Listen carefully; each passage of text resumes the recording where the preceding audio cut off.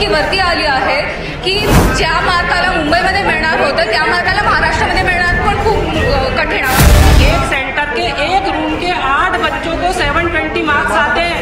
सारे इंडिया के इंटेलिजेंट बच्चे वहीं बैठे थे क्या उस सेंटर में? जो रूल प्रोसेसर में वो कॉन्स्टिट्यूशन है हमारे लिए, उसको हम सिर पे रखते हैं। 200 मार्क्स तक गए हैं, मतलब बच्चों के 10 मिनट 20 मिनट लेट हुआ है। हमारे बच्चों के फ्यूचर से ना खेले। हा नियम जो आहे ती परीक्षा ऑनलाईन होती, ही ऑफलाईन परीक्षा आहे, त्याचा काय संबंध आहे इकडे? ते होऊ शकत नाहीये। माझी मिनिस्टर साहेबांना मीडियाला रिक्वेस्ट आहे, तुम्ही हा मॅटर वरच्या लेवलला घ्या। जिस मार्क्स पे उनको गवर्नमेंट कॉलेज मिल सकता था, अभी उनको प्राइवेट भी नहीं मिल रहा है। ये क्लियर कट फ्रॉड है। आपल्याला माहिती आहे की खऱ्या अर्थानं मेडिकल विद्यार्थ्यांची कशा प्रकारे ससे होलपट होते। एक अत्यंत धक्कादायक गोष्ट सध्या समोर गेली की नेट एक्झामिनेशनमध्ये ज्या सगळ्या विद्यार्थ्यांना, ओपन कॅटेगरीतल्या विद्यार्थ्यांना एका चुकीच्या निर्णयाचा फटका बसलाय, ते सगळे विद्यार्थी, त्यांचे पालक आज हसन मुश्रीफ यांना भेटायला आलेले। काय नेमका प्रॉब्लेम आहे तुमचा? इतने सालों में पेपर लेट होता था बट कभी भी ये लोग ने ग्रेस मार्क्स नहीं दिया। This is the first year without intimation information brochure जो एनटीए का है उसमें भी there was no mention about grace marks and this is the first year where we have seen 718 and 719 marks coming in नीट।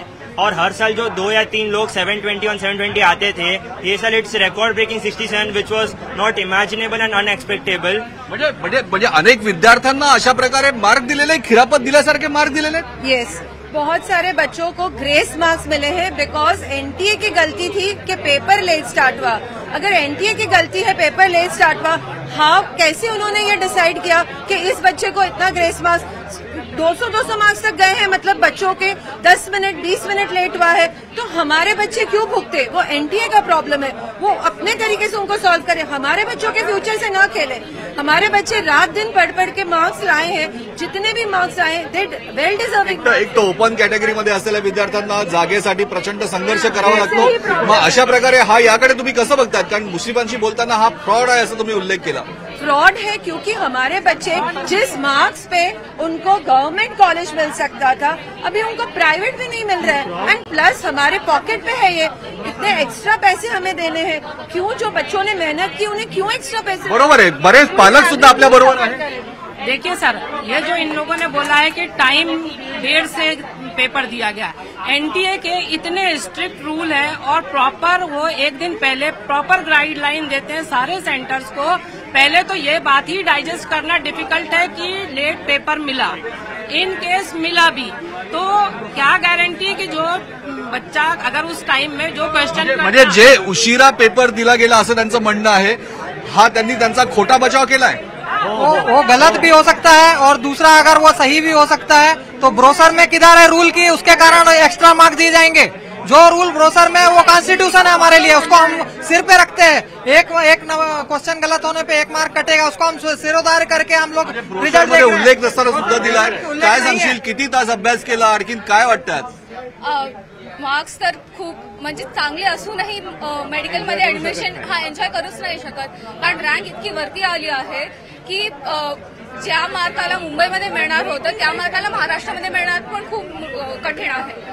त्यात आता counselling सुरू झाली तर खूप प्रॉब्लेम्स होणार, कारण कॉलेजेस भरत जाणार, तर ज्या लोकांना ऍक्च्युली डिझर्व करत आहे त्या लोकांना मिळणारच नाही कॉलेज। तुम्ही आज मंत्र्यांना सुद्धा भेटलात, काय आश्वासन दिलं त्यांनी? त्यांनी सांगितलं की आपण ह्याच्यावरती चौकशी करतो, पण हा जो फ्रॉड झालेला आहे, जो ग्रेस मार्क देण्याचे राजस्थान दिल्ली आणि त्या ठिकाणी ज्या लोकांना ग्रेस मार्क दिले गेले एक्स्ट्रा, ते बेसिकली कसे आहे की ते अर्धा तास लेट झाले म्हणून त्यांना ऍडिशनल मार्क दिले। पण ज्या लोकांनी फक्त कोर्टाला कंप्लेंट केली अशाच मुलांना फक्त ऍडिशनल मार्क मिळाले। पण वेळेला आपल्या मुंबईमध्ये पण असे काही ठिकाणी झालं की लेट पेपर दिला गेला पण त्या लोकांना ऍडिशनल मार्क दिले गेले नाहीत। हे म्हणजे हा सावत्र पद्धतीनं वापर केला या सगळ्या अधिकाराचा। एक सेंटर है जिसके 8 बच्चों को back to back roll number, यानी एक सेंटर के एक रूम के 8 बच्चों को 720 मार्क्स आते हैं। सारे इंडिया के इंटेलिजेंट बच्चे वहीं बैठे थे क्या उस सेंटर में? ये तो सीधा फ्रॉड है। हमको कुछ इसका डिस्कशन करने की, डिसेक्शन करने की कोई जरूरत नहीं है। ये क्लियर कट फ्रॉड है। केवल एक इंस्टीट्यूट को अगर पुलिस या सीबीआई इंक्वायरी कर ले तो बाकी का फ्रॉड तो अपने आप ओपन हो जाएगा। काही विद्यार्थी कोर्टात गेले, त्यांना कोर्टाच्या आदेशाने यांनी या काही ग्रेस मार्क्स दिले असं म्हटलं जात आहे। मग काय नेमकं सत्य काय? हे सत्य बरोबर नाही आहे. 2000चा नियम जो आहे ती परीक्षा ऑनलाईन होती, ही ऑफलाईन परीक्षा आहे. याचा काय संबंध इकडे? ते होऊच शकत नाहीये.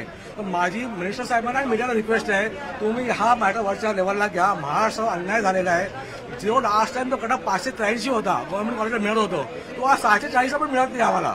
मुलांची मेहनत केल्याचं करायचं का आम्ही आता? अत्यंत महत्वाचा मुद्दा यांनी उपस्थित केलाय की महाराष्ट्राच्या गुणवंत विद्यार्थ्यांवर अन्याय करण्याचा अधिकार कोणी दिला.